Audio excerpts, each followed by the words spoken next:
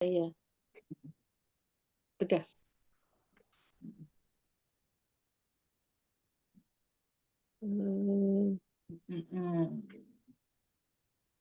Nih.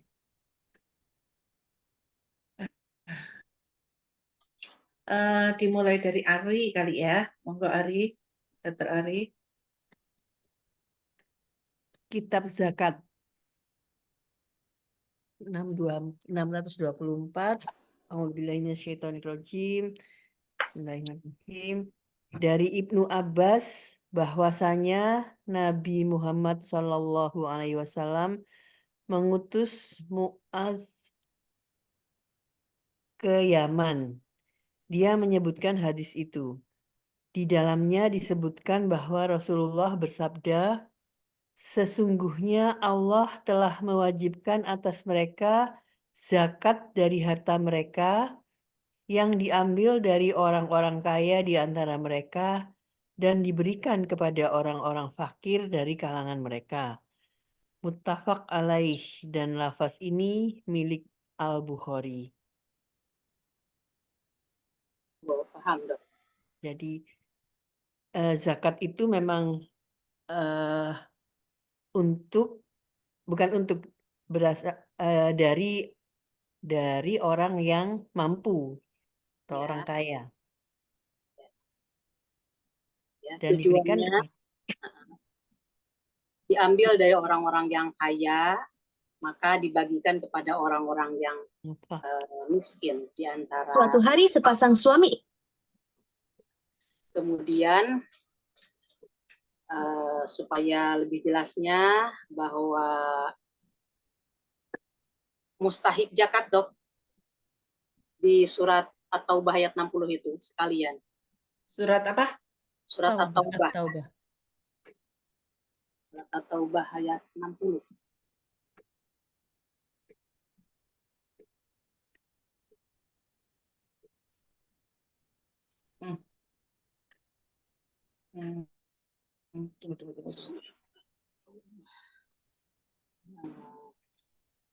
Kemarin pernah dibuka, tapi sekarang ini supaya lebih jelas zakat.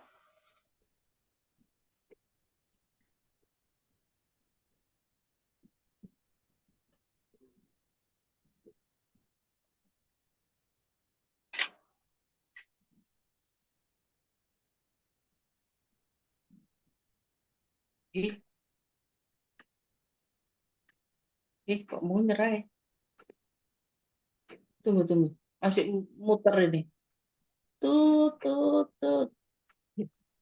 Nah. Surat nomor ayat 60 ya? Iya, ayat 60, monggo.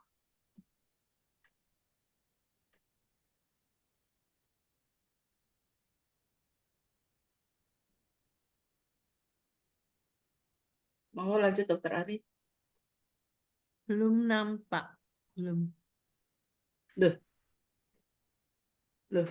Oh, masih muter, maaf. Maafkan ini masih muter. Iya. Nah, ini ya. Ya.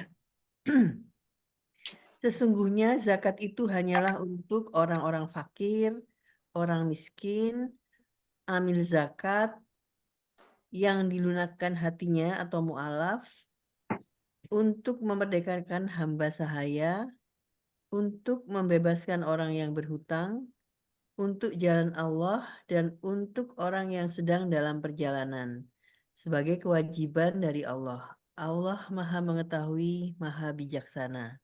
Ya. 1, 2, 3. Ada 8 ya? 1, 2, 3. Ketika zakat diambil dari orang-orang kaya dan dibergilirkan kepada orang-orang yang fakir di antara mereka, orang yang membutuhkan. Maka oleh Allah dijelaskan di dalam surat At-Taubah ayat 60 ini bahwa pertama untuk orang-orang yang fakir.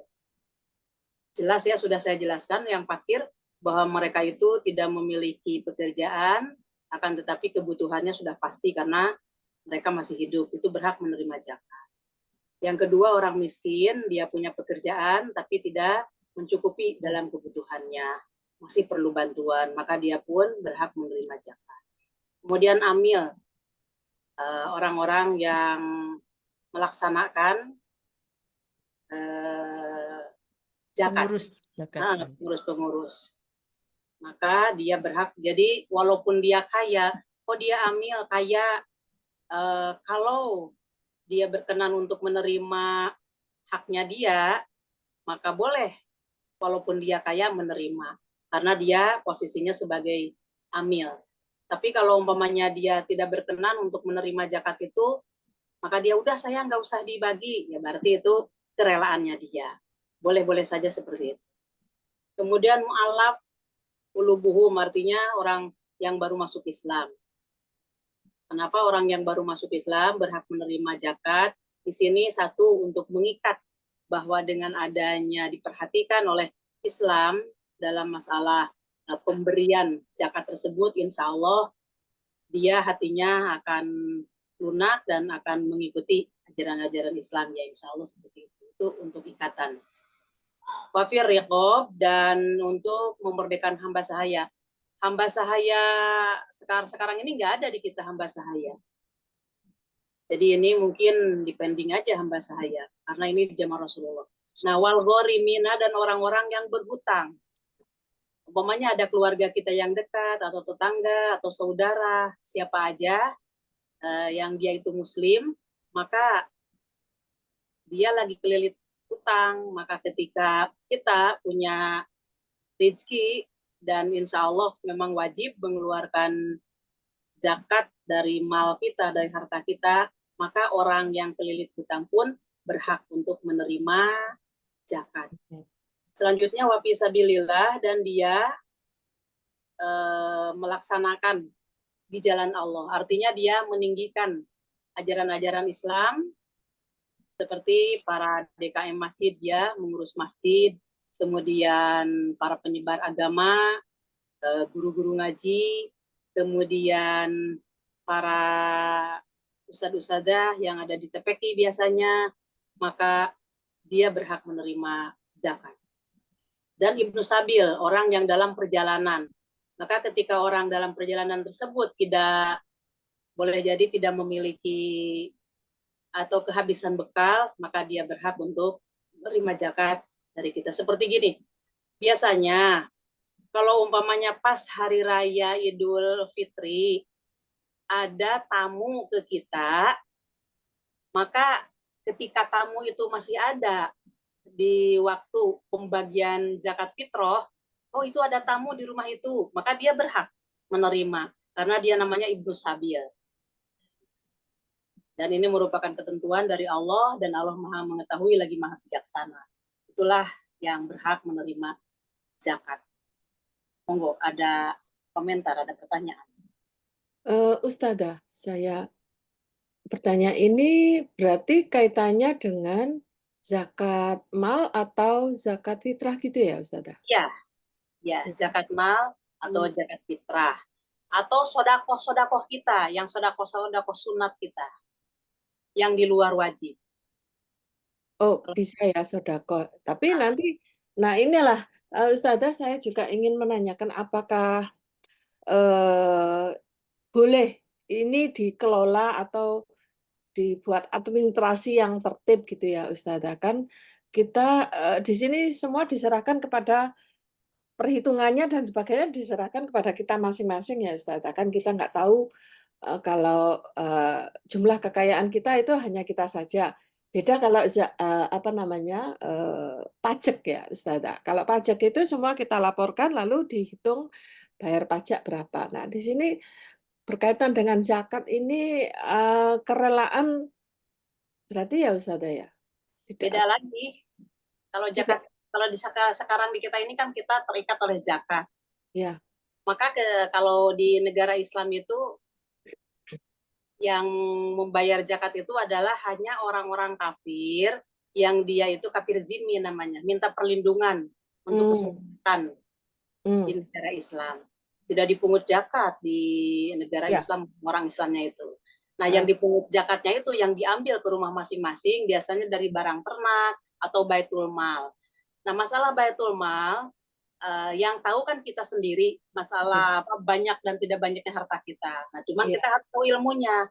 Kapan kita harus mengeluarkan zakat atau nisob? Nisobnya ketika kita punya simpanan uang, di dalam fikih disebutkan kalau uang kita, simpanan kita itu, tabungan kita, di luar kebutuhan kita sebanyak 85 gram emas murni. Ada yang mengatakan 80 gram emas murni. Maka ketika kita memiliki uang sebesar itu, mampu untuk membeli emas atau dikurskan ke emas sebesar 80 gram tadi, nah itu kita kira-kira berapa? Maka ketika kita menyimpan di bulannya harus dihitung bulan Hijriyah, bukan bulan Masehi. Umpamanya di bulan Syawal. Dan mohon maaf, perakiraan emas berapa per gramnya, Bu Susi? 1 juta berapa ya? Sekarang musim haji malah mahal ini. Umpamanya 1 juta berapa? 1.200.000 gitu ya? Atau kita hitung rata-rata 1 juta aja ya, biar perhitungannya mudah gitu. Diumpamakan, saya ini mengumpamakan. Umpamanya 1 gram itu 1 juta. Maka tadi kan nisabnya itu 80 juta atau 85. Berarti 85 juta kita. Maka ketika kita punya simpanan sebanyak 85 juta, ini uang saya sudah 85 juta. Nah, pas 85 jutanya itu di bulan apa untuk Hijriyah itu? Harus dihitung Hijriyah. Umpamanya bulan Syawal. Bulan Syawal saya udah punya 85 juta ini. Bahkan boleh jadi mungkin 100 juta. Nah, kalau seperti itu, satu, kita sudah memiliki nisab, akan tetapi belum wajib mengeluarkan zakat. Karena sudah harus menunggu 1 tahun ke depan. Kita nyimpan di Syawal tahun ini, nanti di Syawal tahunnya akan datang, itu uang masih utuh. Bahkan boleh jadi lebih daripada 100 juta simpanan kita. Maka hendaklah dikeluarkan dari nisabnya tersebut sebanyak 2,5%. 2,5 gram kalau diemaskan gitu kan. Maka hendaklah dikeluarkan kepada orang-orang yang telah disebutkan di At-Taubah ini, mustahiknya. Gitu. Monggo, ada yang belum jelas? 2,5% ya dari itu ya? Ya, dari nisab. Iya. Tanya Ustazah. Ya, monggo. Kalau misalnya emasnya punya minimal 85 gram. Tapi uang cashnya untuk zakat itu nggak punya gitu misalnya Ustazah. Itu gimana? Apa dijual emasnya? Kan memang diambil dari tadi. Dari nisabnya tadi. Kan tadi 80 juta atau 85 juta.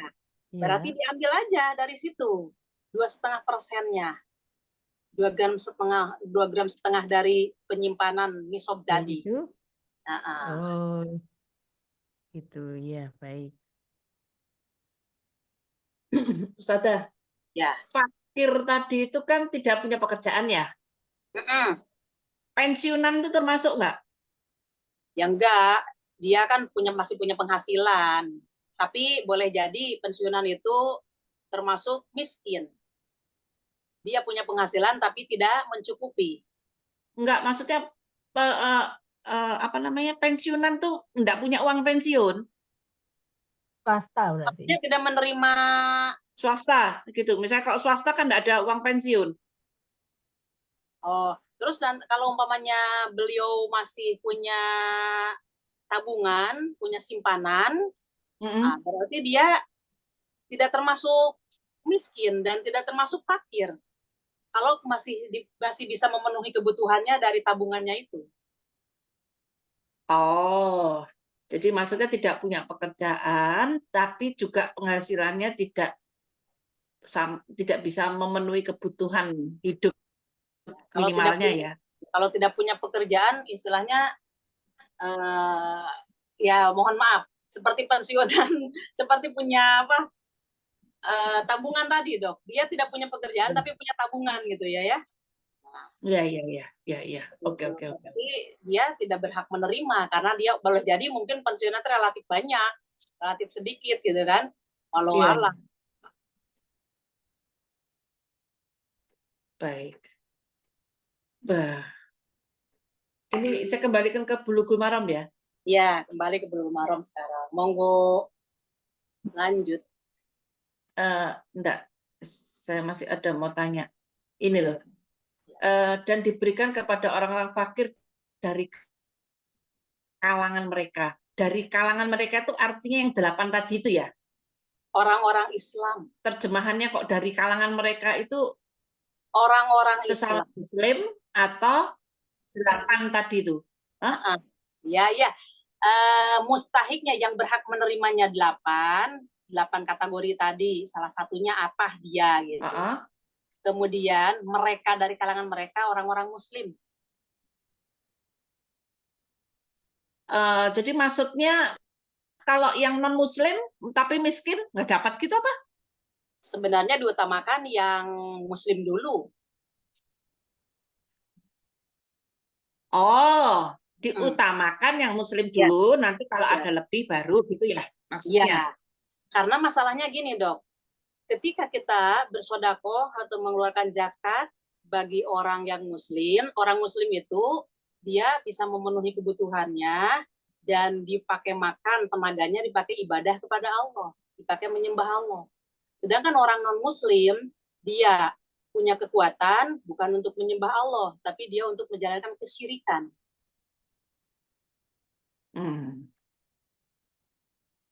Oke.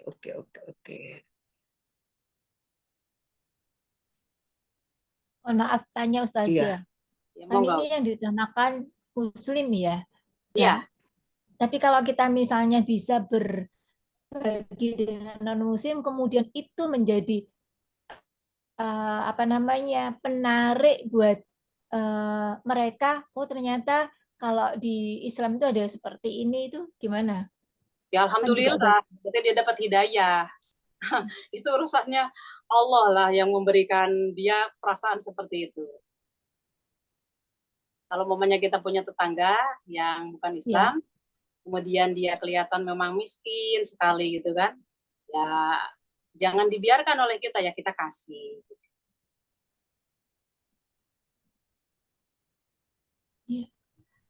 Ya, terima kasih. Lanjut ya, Sada ya. Dia monggo lanjut. Iya. Panjang. Dari Anas, ya. Separuh-separuh aja nanti, sekalimat, soalnya ini panjang. Baik. Silahkan. Ya, Mbak Uria monggo. Dari Anas radhiyallahu anhu, bahwasanya Abu Bakar radhiyallahu anhu pernah menulis surat kepadanya. Ini adalah kewajiban zakat yang diwajibkan oleh Rasulullah SAW atas kaum muslimin dan yang diperintahkan Allah atas Rasulnya, yaitu untuk setiap 24 ekor unta ke bawah wajib mengeluarkan kambing. Yaitu setiap ini mohon maaf, ini masalahnya di zaman Rasulullah itu kan banyak orang-orang yang peternak gitu kan, tukang-tukang ternak. Kalau sekarang ini mungkin ternaknya di mana ya, di desa-desa. Cuman kita tahu ilmu gitu. Ini harus wajib dikeluarkan bagi seorang peternak. Ya. Saya lanjutkan. Ya. Yaitu setiap kelipatan 5 ekor unta, zakatnya seekor kambing. Tuh, setiap 5 ekor. Setiap 5 ekor. Dan batasnya 24 ekor ya? Untuk kambing, ya. Jika mencapai 25 hingga 35 ekor unta, zakatnya 1 bintu makaat. Anak unta makaat. Anak unta betina yang umurnya menginjak tahun kedua. Ya, jadi mau pas 1 tahun lebih ya dikeluarkannya. Jika tidak ada, boleh ibnu labun, anak unta jantan yang umurnya telah menginjak tahun ketiga. 2 tahun lebih. Apabila mencapai 36 hingga 45 ekor unta, maka zakatnya bintu labun, anak unta betina yang umurnya menginjak tahun ketiga. Ya. Jika mencapai 46 hingga 60 ekor unta, zakatnya 1 hika. Atau 1 ekor anak unta betina yang umurnya masuk tahun keempat. Dan bisa dikawini oleh unta jantan. Ya. Berarti itu cepat itunya apa? Cepat beranak lagi nantinya. Beranak lagi. Jika mencapai 61 hingga 75 ekor unta, maka zakatnya 1 jasa unta betina yang umurnya masuk tahun kelima. Sudah Jasa. dewasa ya. Jika mencapai 76 hingga 90 ekor unta, maka zakatnya 2 bintu labun. Ya, yang 2 tadi. ekor anak unta betina yang umurnya telah menginjak tahun kedua. Jika mencapai 91 sampai 120 ekor unta, zakatnya 2 hika.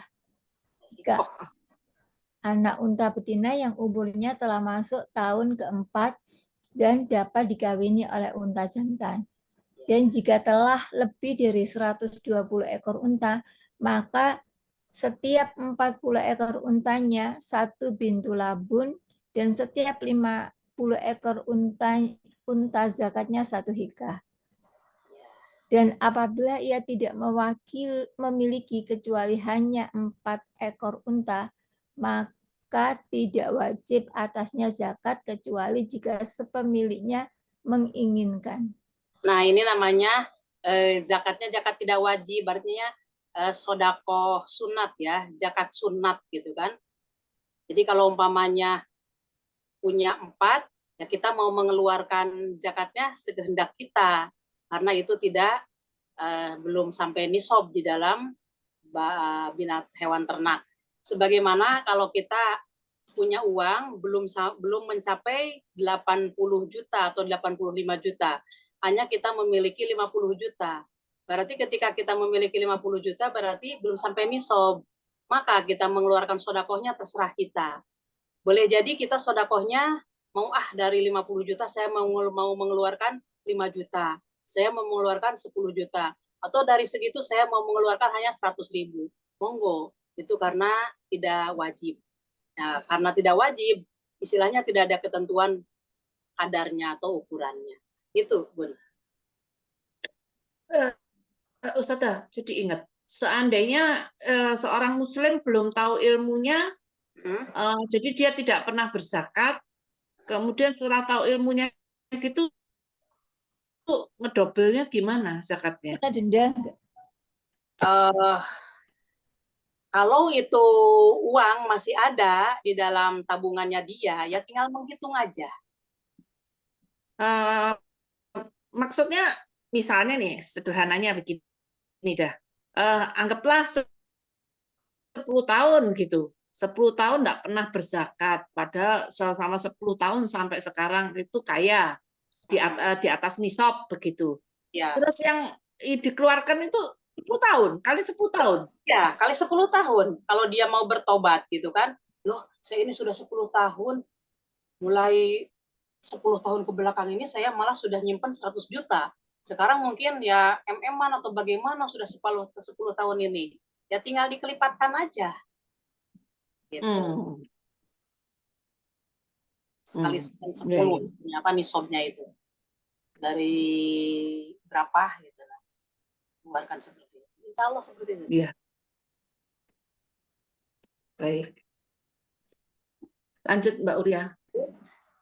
Maaf Ustazah, saya mungkin itu tadi perhitungan zakat yang 10 tahun ya Ustazah. Di sini kita itu kan di Indonesia itu ada namanya bunga berbunga ya. Itu bertambah tahun dapat bunganya terus masuk lagi ke tabungan, akhirnya tabungan itu bisa sampai melebihi dari uang yang awal. Nah, itu menghitung nisabnya atau apa namanya, zakatnya bagaimana? Ketika kita menyimpan, usahakan jangan sampai ada ingin lebih gitu kan. Kalau ingin lebih itu berarti namanya itu riba.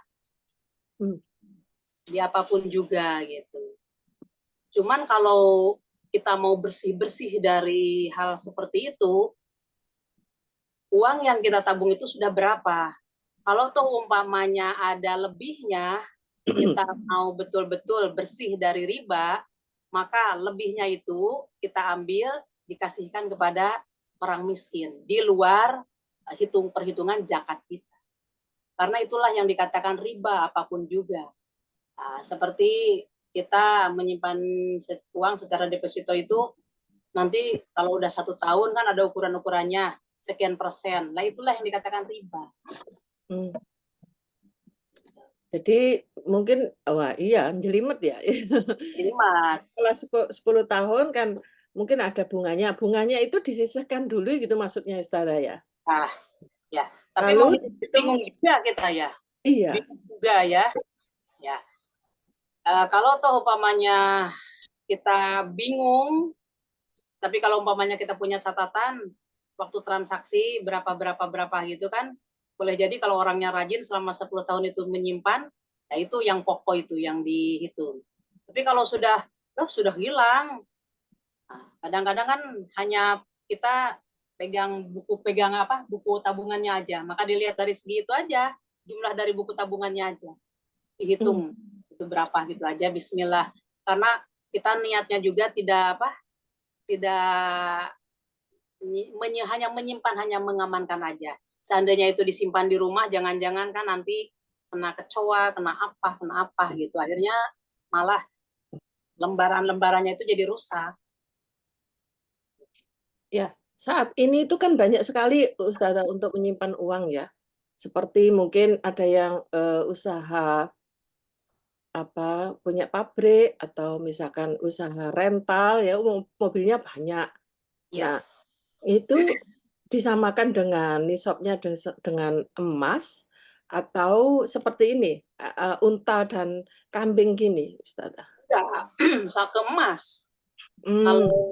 Kalau zakat mal itu ke emas. Kalau ini khusus untuk ternak. Oh, iya. Ya. Unta itu nggak bisa disamakan dengan sapi ya? Enggak, sendiri-sendiri. Sapi sendiri, unta sendiri, kambing pun sendiri. Sapi enggak ya? Sapi nggak ada. Di sana ada sapi. Ada sapi. Nanti ada kambing juga. Udah kita punya berapa kambing, kita mengeluarkannya kambing yang usia berapa gitu. Sama dengan ini juga.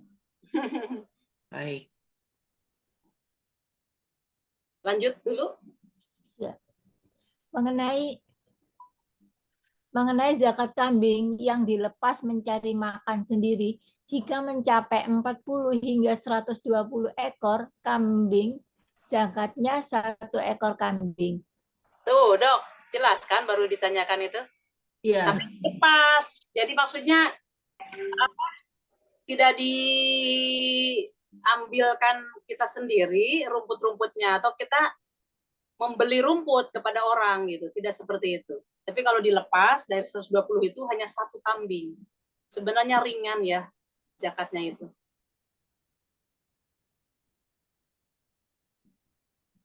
Lanjut.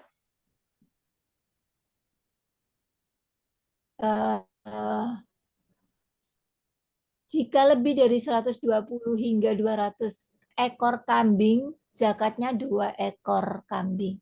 Jika lebih dari 200 hingga 300 ekor, zakatnya 3 ekor kambing. Jika lebih dari 300 ekor kambing, maka setiap 100 ekor, zakatnya 1 ekor kambing. Apabila jumlah kambing 1%. Apabila kita punya 1000 kambing, berarti dari masing-masing kambing adalah 1, berarti 10. 1%. Apabila jumlah kambing yang dilepas mencari makan sendiri itu kurang dari 40 ekor, maka tidak wajib atasnya zakat kecuali jika pemiliknya menginginkan. Ya. Dan tidak boleh dikumpulkan antara hewan-hewan ternak yang terpisah dan tidak boleh dipisahkan antara hewan-hewan ternak yang terkumpul karena takut mengeluarkan zakat.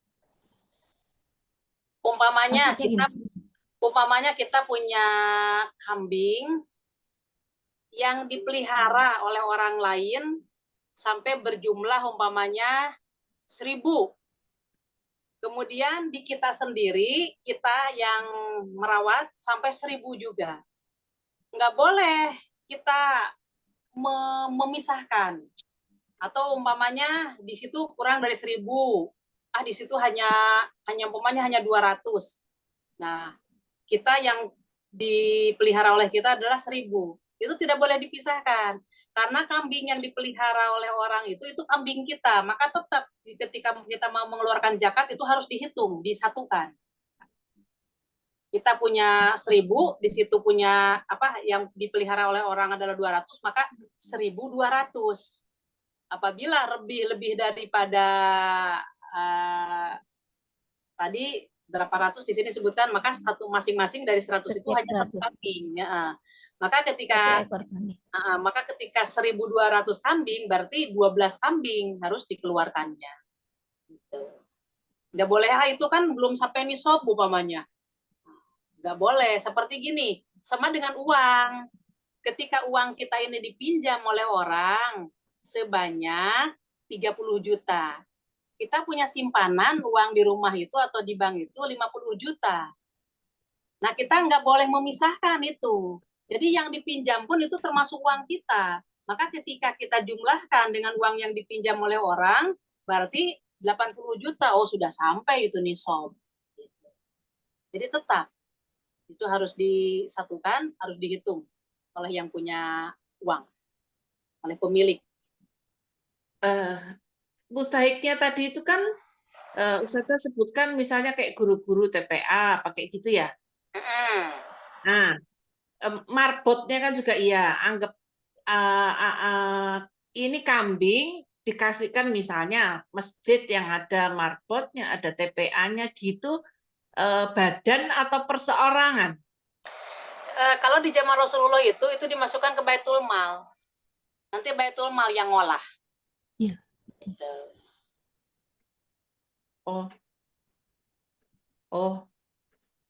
Ya. Jadi ada utusan dari Rasulullah supaya mengambil kambing-kambing zakat. Nah, sudah itu unta-unta zakat, maka disimpan di Baitul Mal itu. Maka ketika perang itulah yang digunakan untuk jihad fisabilillah. Sekarang bagaimana kalau umpamanya kita punya kambing, saya mau mengeluarkan kambing, kemana ini sasarannya? Sebenarnya ke mustahik yang tadi juga. Cuman kan kalau kambing itu diserahkan kepada seseorang, seolah-olah itu kan banyak sekali. Kecuali kalau umpamanya kita memang itu keluarga itu miskin banget, nggak pernah makan daging. Ya udah, pas saya ini punya kambing, ya udah saya sedekahkan kepada dia sekeluarga. Monggo, nggak masalah. Memang dia mustahiknya. Tapi kalau dikasihkan misalnya, ya itu tadi badan begitu, boleh. Misalnya, nanti beliau boleh, yang ngurus, boleh. Maka beliau yang ngurus. Cuman mohon maaf, kadang-kadang orang yang miskin itu suka tidak terperhatikan gitu. Dari zakat itu enggak menerima, orang yang miskin itu enggak menerima santunan gitu dari Baitul Mal. Ada. Nah, itu. Walau alam itu cara surveinya bagaimana? Kurang paham. Iya. Nggih, Ustazah. Ya malah para pekerjanya yang kaya raya. Iya. Baik. Dan ada kalanya kalau umpamanya yang memegang itu ormasnya A, kalau bukan ormasnya dia sasarannya juga tidak dikasih juga gitu. Padahal kan kategori di dalam Islam itu Ya 8 ini nggak disebutkan ormas-ormasnya, yang penting miskin, fakir, dan lain sebagainya. Tapi kadang-kadang itu padahal orang ini berhak menerima, tapi karena bukan bolonya dia, diloncati juga gitu.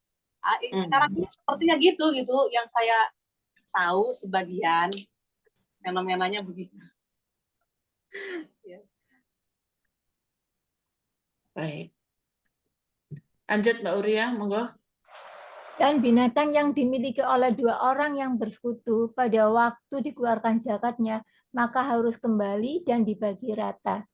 Tidak boleh dikeluarkan untuk zakat binatang yang sudah tua dan yang cacat, dan tidak boleh dikeluarkan yang jantan, kecuali jika pemiliknya menghendaki.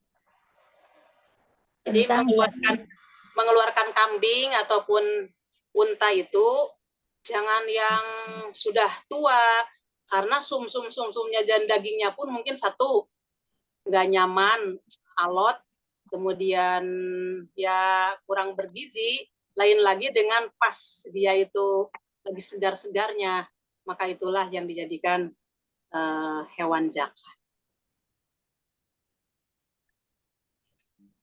Tentang zakat perak, maka pada setiap 200 dirham, zakatnya 1/40 atau 2,5%. Jika hanya 190 dirham, tidak wajib atasnya zakat kecuali bila pemiliknya menghendaki.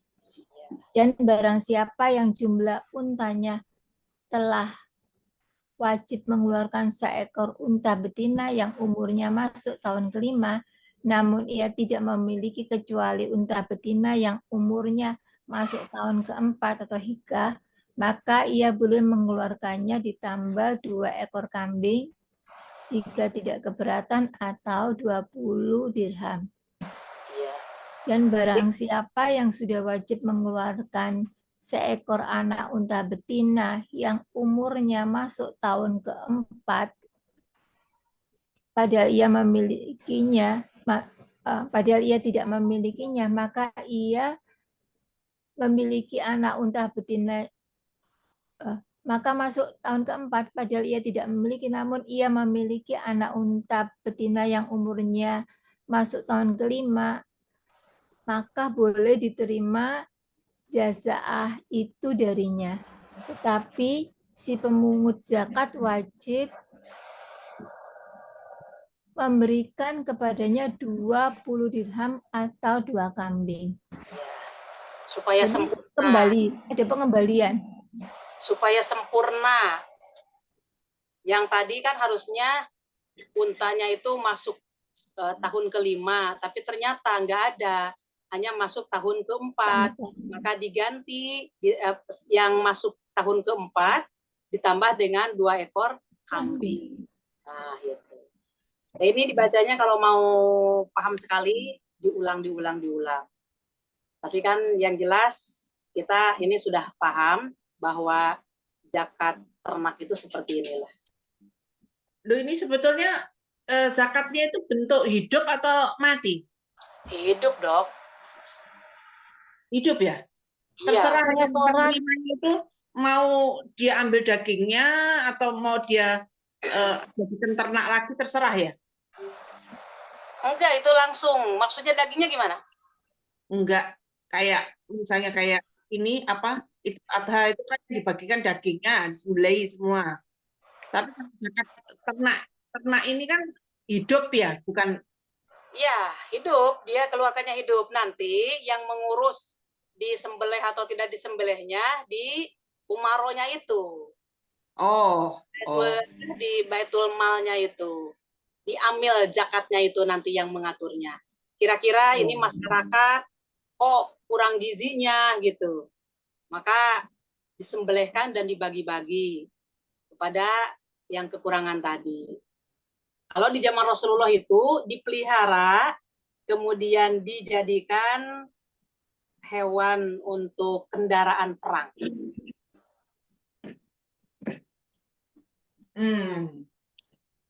Kalau sekarang nggak perang, ya boleh jadi disembelih, dibagi-bagi.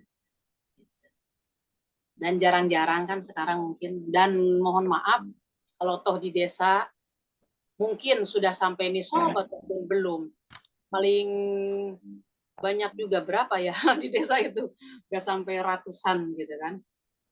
Tapi walau alam di daerah-daerah saya nggak paham. Monggo, lanjut Dok. Iya. Sekarang Dokter Wiwin, monggo. Dari Mu'ad bin Jabal radhiyallahu anhu bahwasanya Nabi Shallallahu alaihi wasallam pernah mengutusnya ke Yaman. Beliau memerintahkannya untuk mengambil zakat dari setiap 30 ekor sapi, satu tabi, anak sapi berumur 1 tahun lebih yang jantan, atau tabi'ah, tabi yang betina. Dan dari setiap 40 ekor sapi, satu musinah yang berumur 2 tahun. Dan dari setiap orang yang balik, kafir Egypti, diambil pajaknya 1 dinar atau yang sebanding dengan itu dari kain mu'afiri. Hadis riwayat 5 imam dan lafaznya menurut riwayat Ahmad dihasankan oleh At-Tirmidzi. Dia menunjukkan tentang adanya khilaf dalam hal mausulnya hadis ini, namun disahihkan oleh Ibnu Hibban dan Al-Hakim. Ini tentang zakat sapi ya, Ustaz. Udah. Ya Dok. Ini tentang zakat sapi ya. Ya, yang ditanyakan Dokter Diah tadi. Tapi ini yang dari setiap orang yang balik diambil pajaknya 1 dinar, ini maksudnya dari setiap orang gitu maksudnya? Ya, setiap Orang orang yang dia itu ada perjanjian, maksudnya orang-orang kafir, mu'afiria itu ada ikatan, tidak akan menyerang orang-orang yang beriman gitu. Maka ketika dia berlindung dan tidak merusak kepada orang-orang yang beriman, dia wajib mengeluarkan zakat. Jadi seorang itu berapa pajak gitu kan, denda.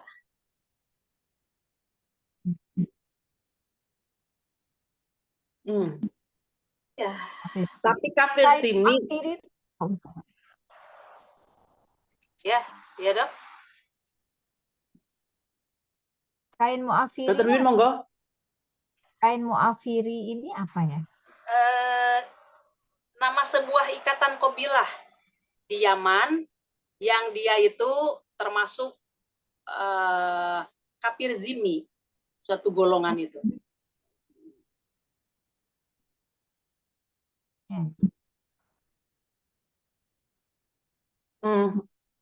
Ini kan kafir itu kan orang non Muslim ya, tapi yang minta perlindungan begitu ya. Hidup di negara Islam. Ya, hidup di negara Islam, jadi dia kena pajak, tapi dia tidak ada kewajiban zakat ya. Ya, tidak karena non Muslim ya. Oke. Itu yang ditanyakan Dokter Wiwin, kain mu'afiri itu apa, Ustazah? Kaum, nama kaum aja. Kainnya, kain sebanding dengan kain mu'afiri. Oh, kalau bahasa kita ini apa ya? Batik Jogja gitu. Batik Jogja. Nama-nama jenis kain. Jenis kain, iya. Nama jenis kain. Kalau kita kan ini batik mana? Ada batik Solo, ada batik Jogja gitu kan. Nah, seperti itu.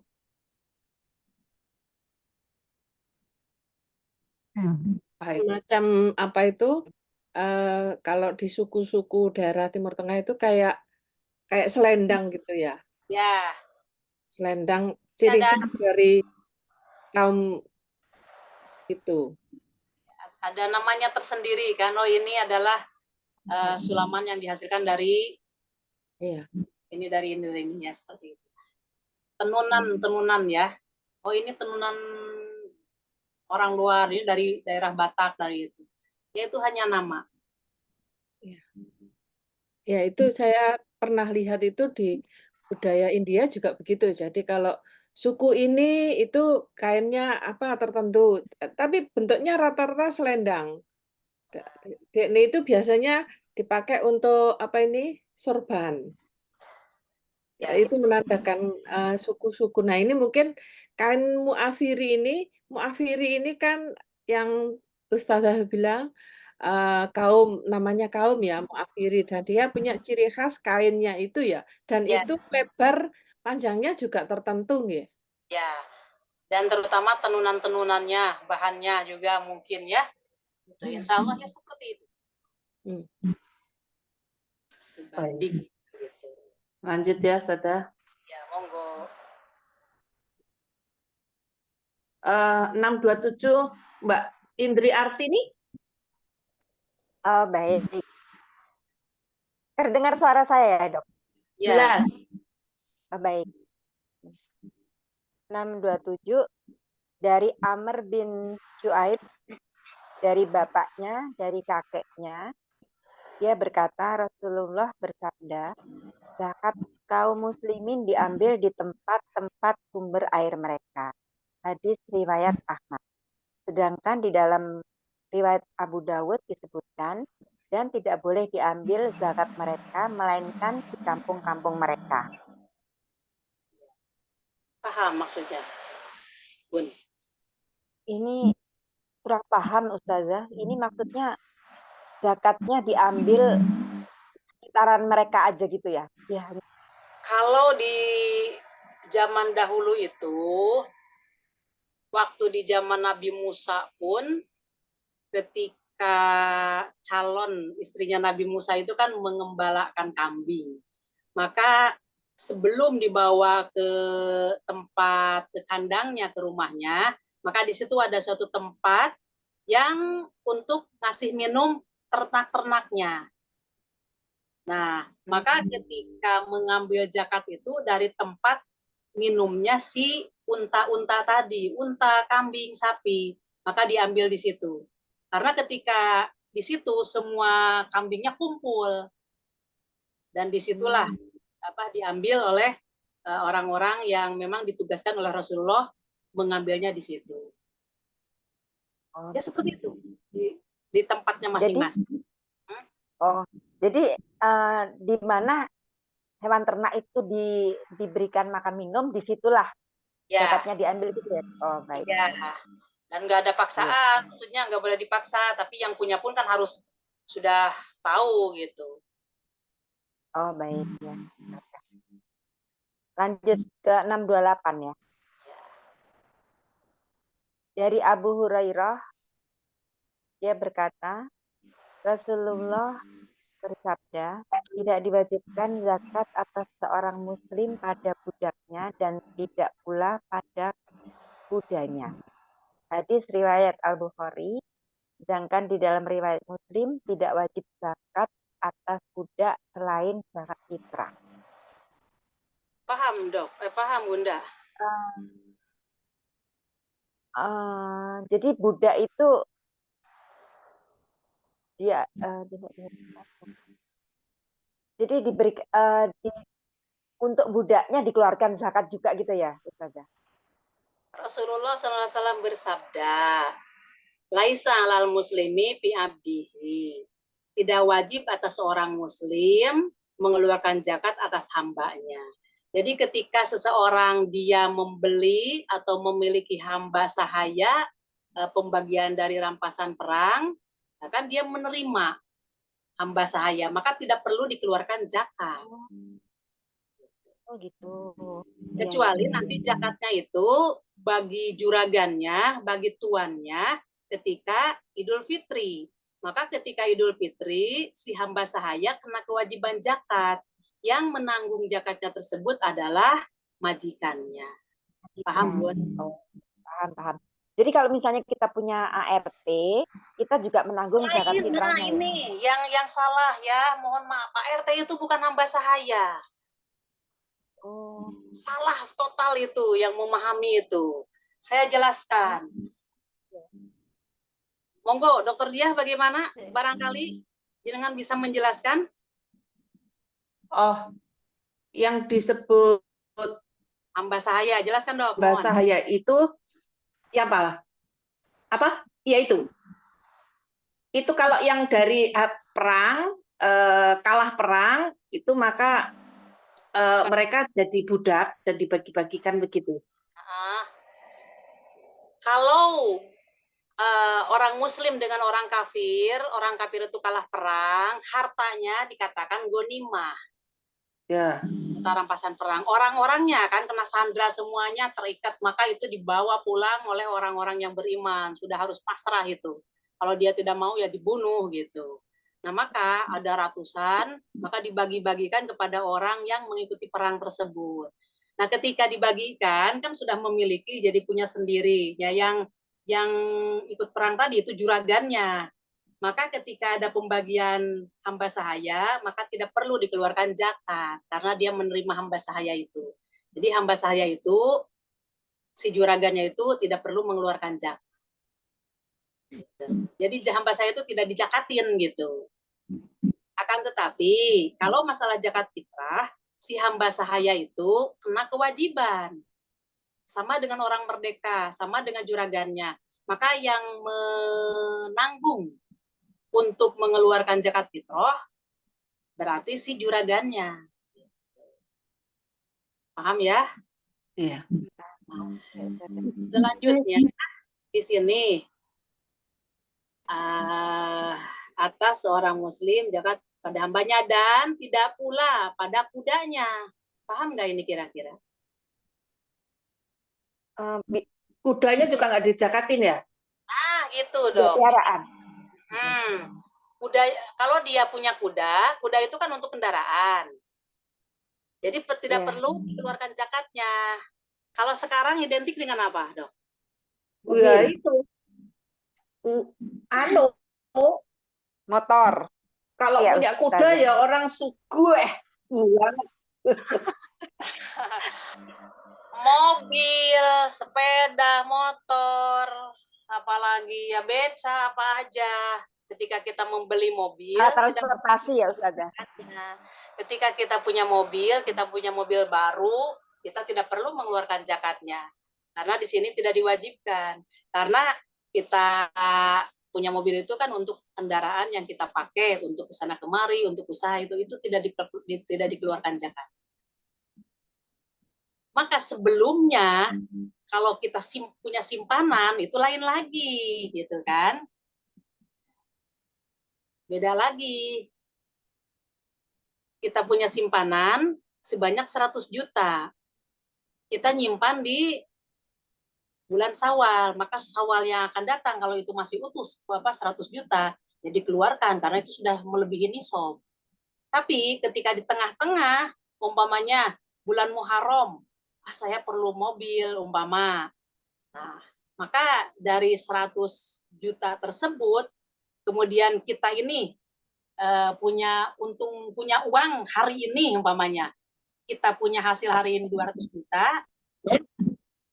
kemudian yang 100 juta tadi itu belum sampai 1 tahun, berarti keseluruhan 300 juta. Maka ketika kita setelah memegang 100 juta, itu memang sudah sampai nisab, tapi belum kurun haul, artinya belum sampai 1 tahun. Nah itu tidak perlu, belum wajib dikeluarkan zakat. Tiba-tiba kita ingin kendaraan, maka umpamanya harga kendaraan 250 juta. Ya, berarti tidak dituntut untuk mengeluarkan zakat. Kecuali kalau sedekah biasa. Gimana, Dok? Paham, Dok? Ya, kalau zaman sekarang kayak menurut saya Pak Presiden kita yang baru itu kan punya kuda, tapi kan buat nggak dipakai untuk itu zakat nggak. Terus kayak orang yang kaya baru itu mobilnya kan banyak gitu, kayak showroom gitu, itu dizakatin enggak? Koleksi mobil. Kalau gitu. Itu merupakan, mohon maaf, kalau itu merupakan aset ya beda lagi dengan kebutuhan. Nah, itu sudah termasuk aset, berarti aset itu simpanan. Kalau simpanan ya itu kena zakat. Apa kalau umpamanya kita punya kendaraan 5 gitu kan, satu orang, satu keluarga lebih dari 5 umpamanya, ada 10. Terus kalau dikembalikan ke dalam Al-Quran itu innallaha la yuhibbul musrifin. Sungguhnya Allah tidak menyukai orang yang berlebih-lebihan. Yang dibutuhkan oleh kita kendaraan berapa? Kalau kita punya anak 3, dia sudah pada dewasa, maka anak 3, orang tuanya 1, berarti 4. Nah, berarti itu tidak termasuk mewah, artinya tidak termasuk berlebih-lebihan, karena itu merupakan kebutuhan masing-masing. Jadi tidak perlu dikeluarkan zakatnya. Tapi kalau umpamanya dia ini punya mobil udah bercukup-cukupan, tapi satu lagi, yaitu namanya aset, lain lagi, gitu kan? Seperti itu, Dok. Oke. Ustazah, kembali ke budak tadi. Kalau orang kafir yang jadi budak itu, kemudian dia masuk Islam, Ya, memang kan Rasulullah itu lebih suka kalau membebaskan budaknya kan. ya. Tapi seandainya budak yang sudah masuk Islam jadi Muslim begitu tidak dibebaskan gitu, tidak apa-apa ya? Nggak apa-apa, tidak diperdekakan nggak apa-apa. Tapi pahala memerdekakan hamba saya itu tinggi gitu. Makanya kan Abu Bakar, Umar, secepatnya gitu. Beliau itu memerdekakan hambanya. Gitu. Tapi tetap yang jadi maulanya ya juraganya tetap. Artinya gini, walaupun dia sudah merdeka, seandainya si hamba saya itu jadi orang kaya, kemudian dia meninggal, ahli warisnya adalah juragannya.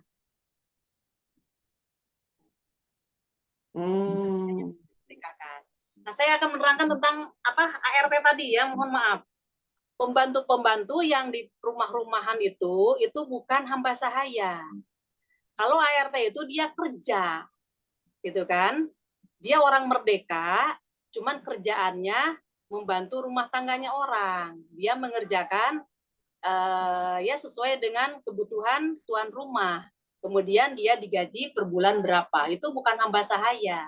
Itu adalah dia kerja dengan pekerjaan rumah tangga yang ada di kita dan kita bayar. Itu bukan hamba sahaya. Jelas ya, kerja itu.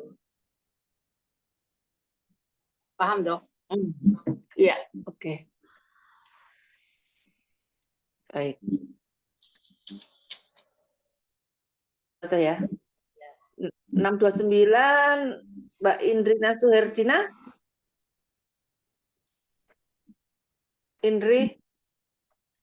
Indriani Suherdina. Tuh, belum monitor. Tak baca. 629. Dari Bas bin Hakim, dari bapaknya, dari kakeknya, dia berkata, Rasulullah bersabda, pada setiap 40 unta yang dilepas mencari makan sendiri, zakatnya 1 ekor bintu labun. Betina umurnya umur ketiga. Tidak boleh dipisahkan unta itu untuk mengurangi perhitungan zakat. Barang siapa yang mengeluarkan zakat itu karena mengharap pahala, maka ia akan mendapatkan pahalanya. Namun barang siapa yang enggan mengeluarkannya, maka sesungguhnya akan mengambilnya beserta separuh dari hartanya sebagai perintah keras dari Tuhan kami. Keluarga Muhammad tidak halal mengambil zakat sedikit pun. Paksa. Oke. Itu sebagai hukumannya bagi orang yang tidak menunaikan zakat. Jadi harus ada paksaan seperti itu supaya dia kapok.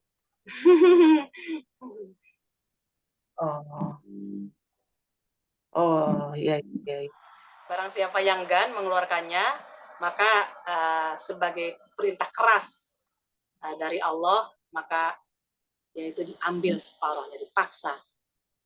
Ya resikonya, kok mengeluarkan zakat cuma 1, eyel-eyelan. Akhirnya ya diperangi oleh orang yang berhak. Gitu. Iya. Ustazah, keluarga Muhammad itu kan tidak boleh menerima zakat ya? Ya. Dan keluarga Muhammad itu terutama di akhir-akhir hidup itu kan miskin ya, memilih miskin.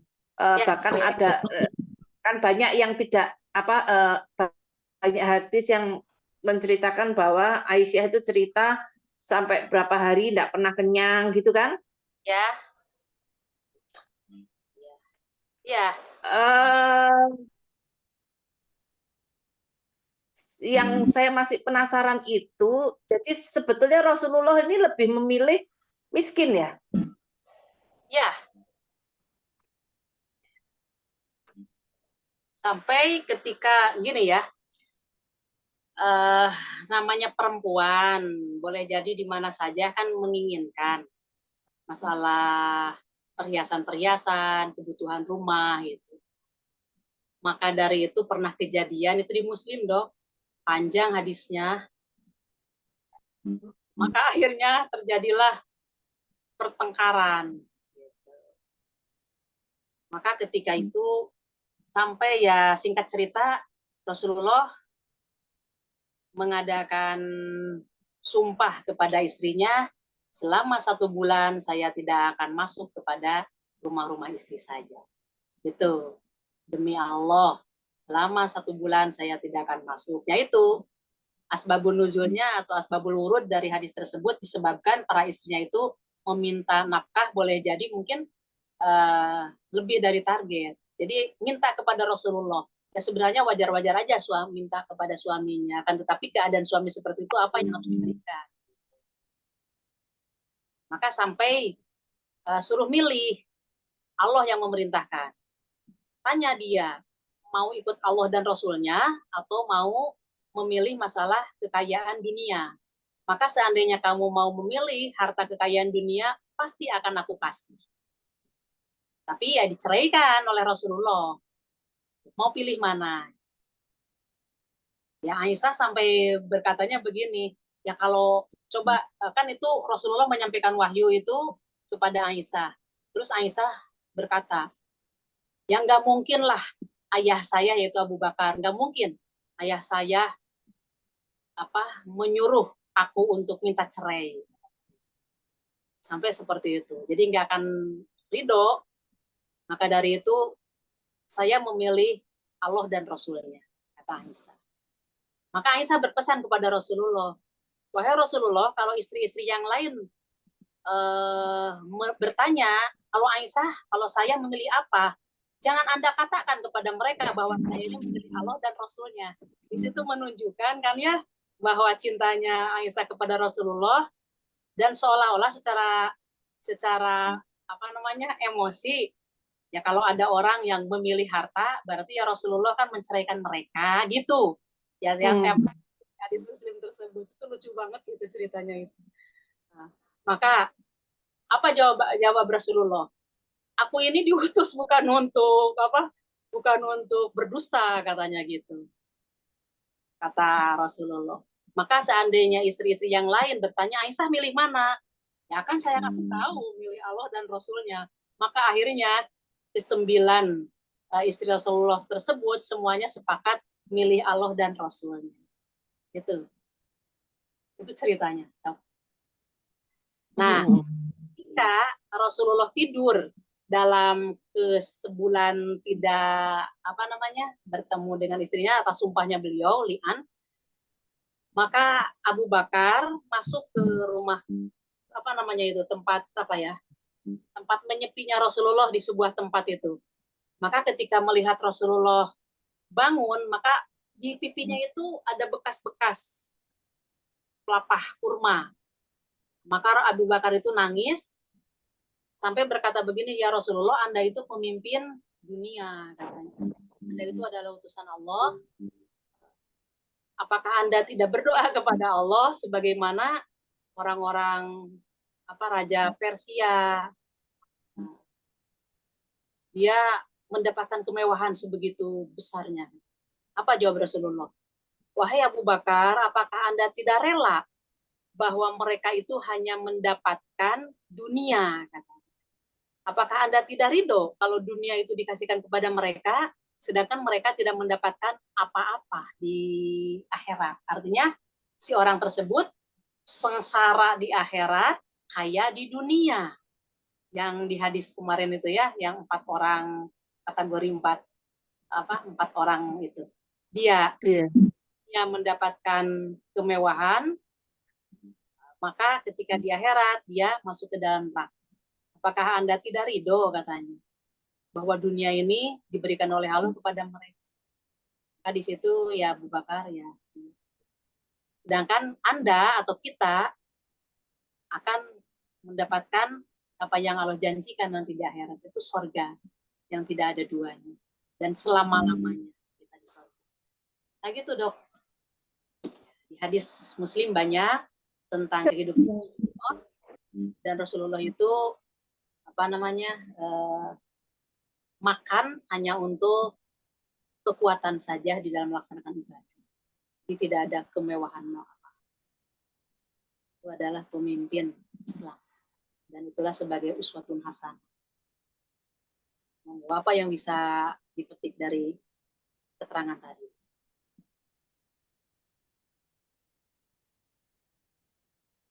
Malah Rasulullah berdoa keluarganya itu dapat rezeki sekedar.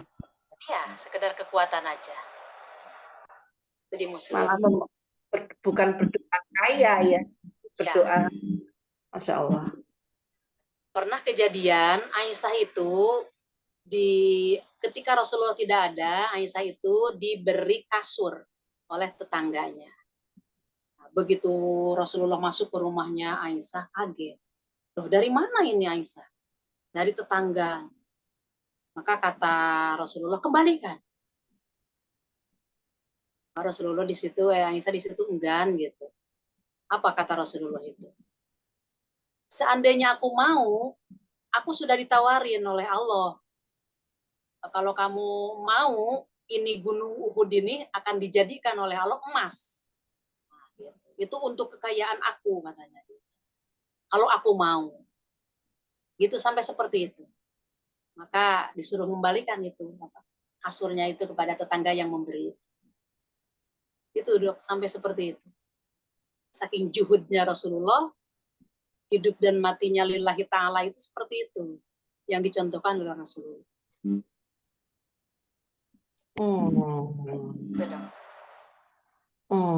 Berarti jadi sisa-sisa akhir hidup Rasulullah itu Rasulullah sendiri karena ya tidak berharta, berarti beliau tidak berzakat ya. Rasulullah itu sebenarnya, mohon maaf, beliau itu orang kaya, orang pengusaha juga, sehingga beliau itu memiliki ternak-ternaknya itu sampai 1 lembah, sampai 2 lembah.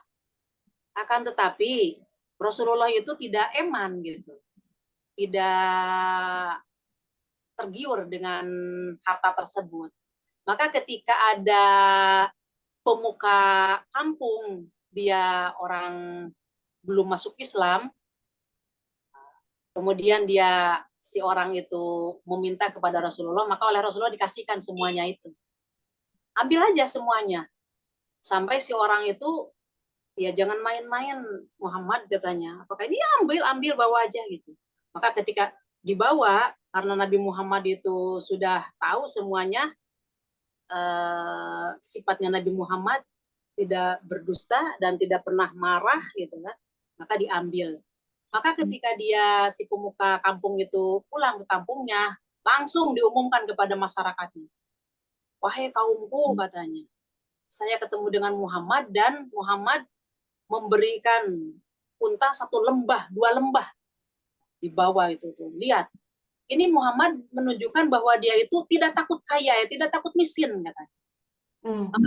Masuk Islamlah kalian, katanya. Sesungguhnya Muhammad itu tidak pemburu harta, dia tidak takut miskin. Akhirnya orang sekampung itu dipimpin oleh pemukanya tadi, yang diberi harta oleh Rasulullah, masuk Islam satu kampung itu. Masuk Islam. Nah, itulah. Jadi harta kekayaan yang diberikan oleh Allah kepada beliau, semuanya dijadikan untuk dakwah di jalan Allah. Itu Dok. Baik. Ustazah, saya boleh berpendapat. Tadi Ustazah cerita bahwa istri Nabi pernah diberi kasur, lalu dikembalikan. Nah, itu Mohon maaf, ini contoh yang diberikan contoh kira-kira apa hikmahnya ya Ustazah?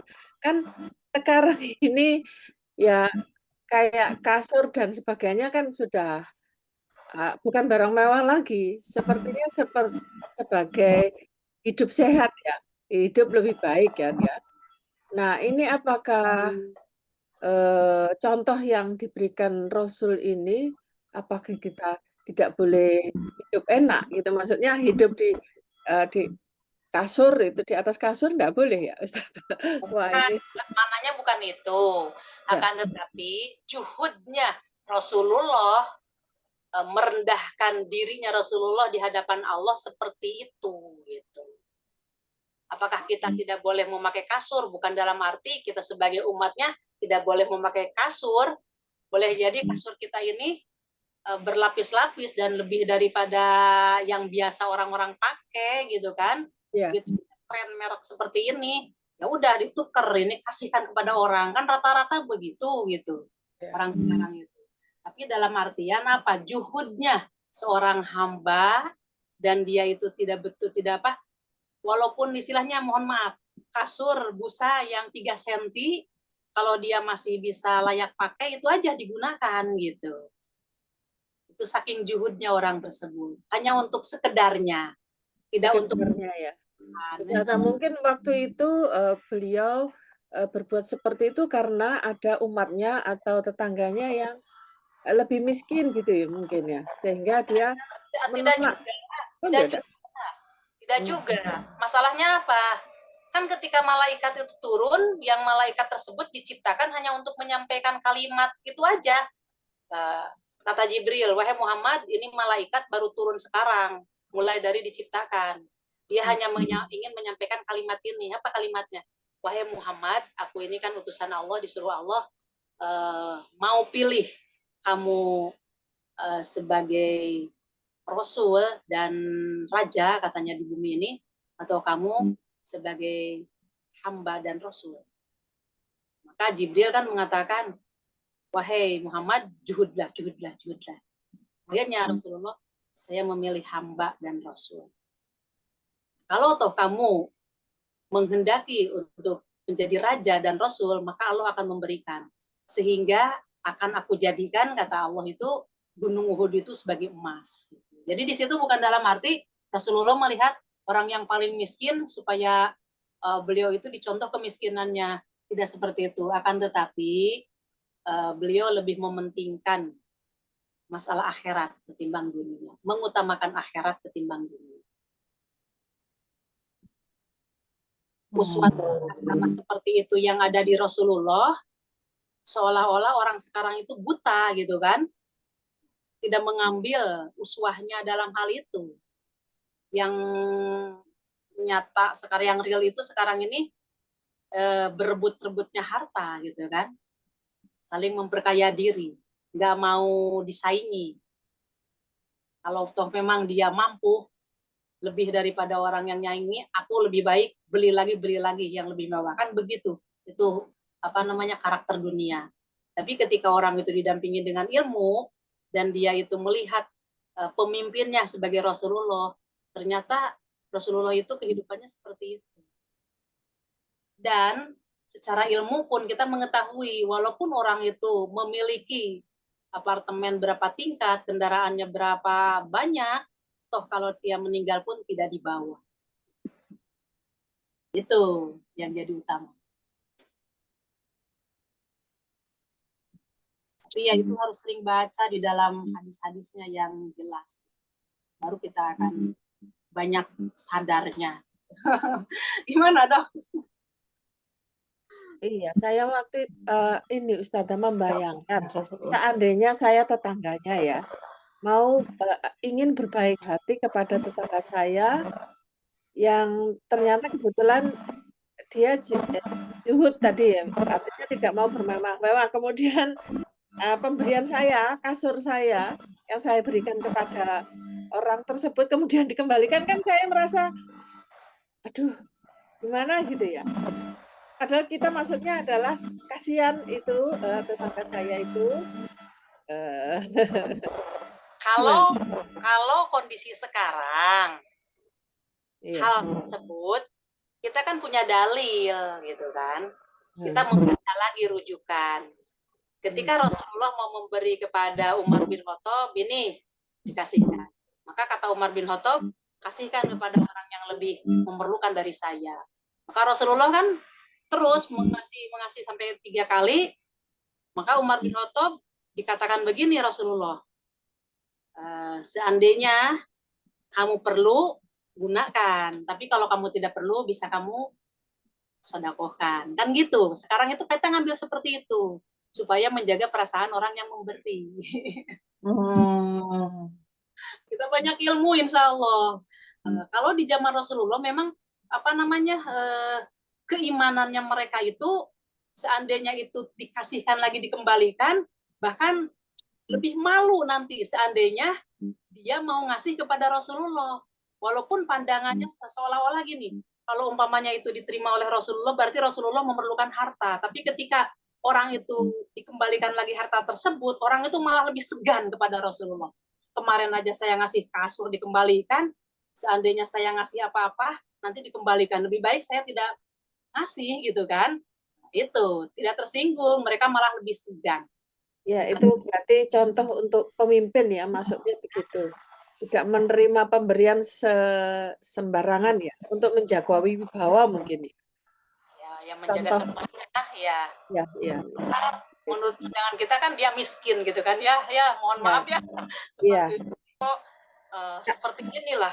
Kalau cerita tadi kan saya membayangkan sebagai orang yang memberi Ustazah kan ya.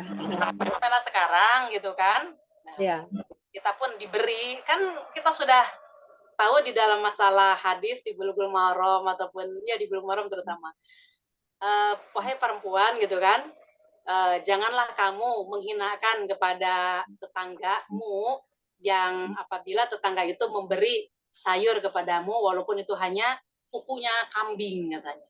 Sayur yang isinya kuku kambing gitu. Maksudnya ya seolah-olah tidak berguna. Kita terima supaya tidak tersinggung. Kalau kita senang ya buahnya, kalau kita tidak senang ya barangkali bisa dikasihkan kepada orang. Itu fenomena sekarang kan gitu. Jadi kita merujuk lagi. Makanya di sininya kita perlunya ilmu. Monggo, bagaimana Dok?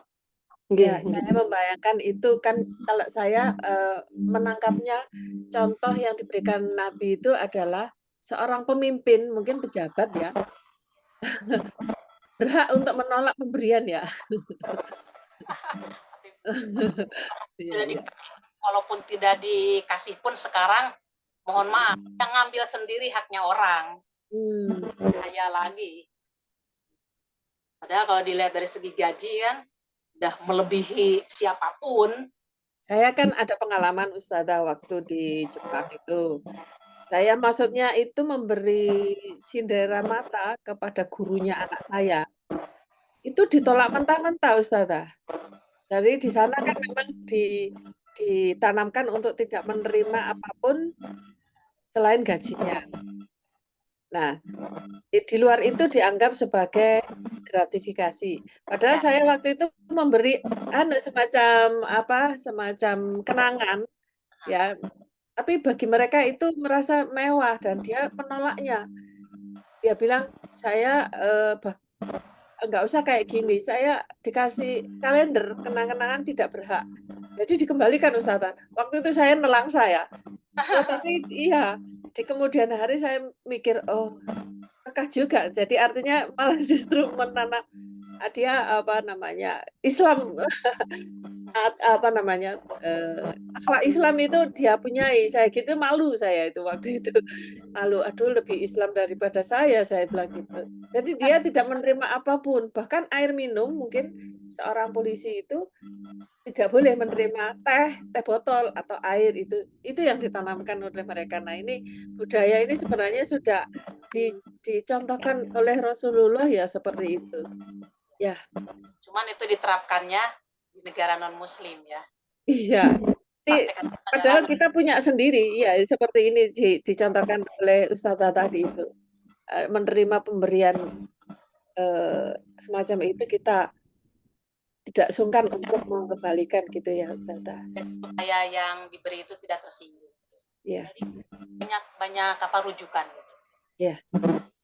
Monggo Dokter Dia. Iya. 6.30 Dokter Ari, monggo. Ya. Dari Ali radhiyallahu anhu. Dia berkata, Rasulullah Shallallahu Alaihi Wasallam bersabda, apabila engkau memiliki 200 dirham dan telah melewati 1 tahun, maka zakatnya 5 dirham. Dan tidak wajib atasmu zakat sampai kamu memiliki 20 dinar dan telah berlalu 1 tahun atasnya. Maka zakatnya setengah dinar. Dan selebihnya zakatnya disesuaikan dengan perhitungannya. Dan tidak ada zakat pada harta kecuali telah mencapai haul atau mencapai 1 tahun. Ya. Hadis riwayat Abu Daud, hadis ini adalah hasan tetapi diperselisihkan tentang kemarfuannya. Nah ini telah bersabda Rasulullah, apabila kamu telah memiliki 200 dirham dan telah lewat 1 tahun, maka ada zakat yang dikeluarkan adalah 5 dirham. Ukurannya pakai dirham, Dok. Dirham. Nah, maka ketika dirupiahkan 8 mengikuti emas gitu. Emasnya itu diperkirakan tadi kan sudah perhitungan 80 gram emas murni atau 85 gram. Gitu. Ada di fikih itu. Tapi tetap kembalinya ke dirham ini. Maka ketika dihitung, oh seperti inilah.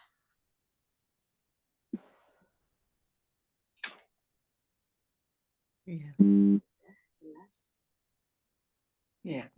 Iya, jelas. Berlaku kelipatan ya. Kalau kita punya 500 juta simpanan udah 1 tahun gitu. Hitungkan. Kalau umpamanya lebihnya belum sampai nisab yang lebihnya itu, ya berarti kita sudah biasa aja.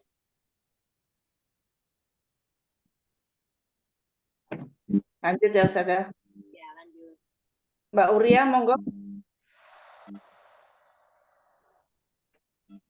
631.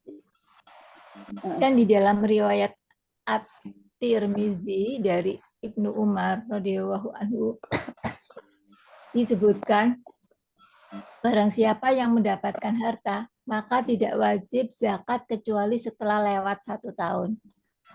Yang kuat bahwa kata-kata ini adalah mauquf. Maksudnya mauquf. Terus sudah ya. Jadi barang siapa yang Mendapatkan harta, maka tidak ada zakat atasnya melainkan sesudah setelah lewat 1 tahun. Kita punya uang 100 juta, tapi belum 1 tahun dari bulan Hijriah tetap hitung zakat itu. Di tengah-tengah uang yang 100 juta itu dibelikan, sisa hanya 30 juta. Nah yang 30 juta walaupun dia sudah sampai 1 tahun masih 30 juta, berarti nisabnya kurang, nggak perlu zakat, nggak wajib. Ya, kecuali sedekah biasa. Kalau sedekah itu kan boleh jadi terserah mau dikeluarkan 10 juta boleh dari 30 juta, mau 5 juta boleh, mau 100.000 pun boleh. Jadi tidak ditentukan itu yang tadi. Ustazah menanyakan, kalau uang itu sudah 1 tahun 100 juta, kemudian tahun berikutnya masih utuh, berarti itu zakatnya setiap tahun ya? Tahun, iya. Iya. Setiap tahun. Wajib itu. Zakatnya pakai niat, Ustazah. Ya kan begitu greget juga itu sudah niat di dalam hati. Maksud saya seandainya misalnya ada anak atau ada istri atau suami yang punya utang terus dibayarin sama anggaplah istri lah atau anak punya utang terus bayarin sama orang tuanya, sebetulnya itu kan bisa masuk zakat, tapi ini tidak berniat zakat, cuman ya untuk membayar utang gitu. Bagaimana ya? Ya, kalau sudah terpotong, kemudian itu sudah tidak mencapai nisab lagi, tidak wajib zakatnya. Enggak, maksud saya niatnya itu loh. Kalau misalnya nih ya, misalnya anggap aja kita punya kalau keluarga tahu saya, tapi kalau misalnya keluarga ini dalam hal ini misalnya anak nih punya anak 3 gitu, yang satu itu semua sudah berkeluarga, tapi yang satu ini nuak ya, anggap aja begitu, terus dia punya hutang, nah tapi terus dilunasi sama orang tuanya. Nah, sebetulnya kan ini si orang tua ini kan melunasi hutang si anak itu kan mustahik ya, itu tadi ya, maksud mustahik ya. Berarti, Pertanyaan saya ada 2. Kalau apa? Ya, silakan. Kalau orang tua ini tidak tahu ilmunya zakat, ya sudah, karena itu anak ya wis dibayar aja. Yang kedua, apakah karena ini anak itu termasuk mustahik begitu? Itu kalau dia punya utang, termasuk satu membantu dari segi silaturahmi kepada anak, 2 malah pahalanya, pahala silaturahmi, yang kedua pahala memberikan zakat kepada dia. Jadi si orang tua itu mengeluarkan zakat dari harta yang sudah sampai nisab tadi. Yang menerima zakatnya itu adalah anaknya, untuk kita niatkan dia punya utang, supaya tidak kelilit utang, maka dikasihkan zakat orang tua kepada anaknya. Boleh enggak? Boleh. Terus kalau sama ngomel-ngomel gitu enggak niat zakat tapi niat melunasi tapi sambil ngomel-ngomel gitu, termasuk dihitung zakat enggak? Jadi dia hanya membayarkan seperti gini, orang tua itu punya uang 100 juta, tapi memang belum 1 tahun umpamanya ya, belum 1 tahun berarti kan belum wajib. Terus ini anaknya itu punya utang sampai 50 juta punya utangnya, maka oleh orang tua itu saking sayangnya ya, walaupun ngomel-ngomel kan sayang gitu kan, itulah cinta. Maka ketika itu dikasihkan, dibayarkan gitu yang 50 juta kepada si anaknya itu. Apakah itu tidak termasuk zakat? Bukan. Itu adalah namanya bantuan orang tua, ta'awun orang tua kepada anaknya. Menolong gitu. Dan dia termasuk, maka harta itu sudah memang punya duit gitu loh, bukan 1 tahun itu, sebelumnya itu memang sudah punya duit gitu. Itu masuk zakat juga enggak? Meskipun enggak. Kalau mau masuk zakat niat tetap zakat. Dok, hitung dulu. Zakat yang harus dikeluarkan itu berapa gitu. Oh. Dari hasil berapanya itu baru dikasihkan kepada si anak. Itu mustahik zakat. Itu berarti si orang tua mengeluarkan zakat. Oh, hitung dulu ya. Oh, oke. Baik. Paham. Ya, baik Ustadzah. Kita cukupkan sampai di sini. Alhamdulillah, mudah-mudahan satu ya. Pemahaman yang mendalam di dalam ilmu agama, sehingga kita terpilih oleh Allah sebagai hamba yang baik. Dan mudah-mudahan selama kita hidup di dunia diarahkan oleh Allah untuk menuju jalan yang lurus, dan semoga kita dikasih istiqomah dari hari ke hari untuk bisa melaksanakan amal soleh. Amin ya rabbal alamin. Aku astagfirullah wa lakum, subhanakallahumma wa bihamdika, asyhadu an la ilaha illa anta, astaghfiruka wa atubu ilaik. Rabbana atina fid dunya hasanah wa fil akhirati hasanah wa qina azabannar. Wassalamualaikum warahmatullahi wabarakatuh. Mohon pamit. Waalaikumsalam warahmatullahi wabarakatuh. Ya, terima kasih. Assalamualaikum. Yes, makasih. Izin